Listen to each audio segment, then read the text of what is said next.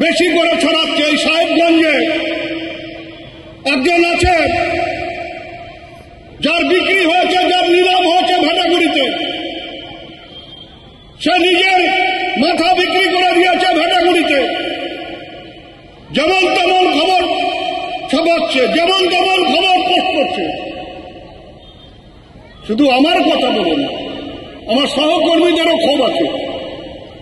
আমার সহকর্মীরাও নানা সময় ক্ষোভ প্রকাশ করে, আমি তাদের ঠান্ডা করে রেখেছি। কিন্তু আপনার হাতে ক্যামেরা আছে বলে,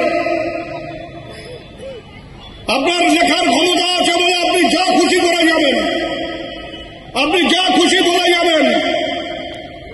এরপরে যদি কোনো দুর্ঘটনা ঘটে, তার জন্য সংবাদপত্র আক্রান্ত হলো, মিডিয়া আক্রান্ত হলো, গণতন্ত্রের চতুর্থ স্তম্ভ আক্রান্ত হলো, এসব বলে কান্নাকাটি করে লাভ হবে না। আগে নিজেকে সাবধান, আগে নিজেকে সামলান।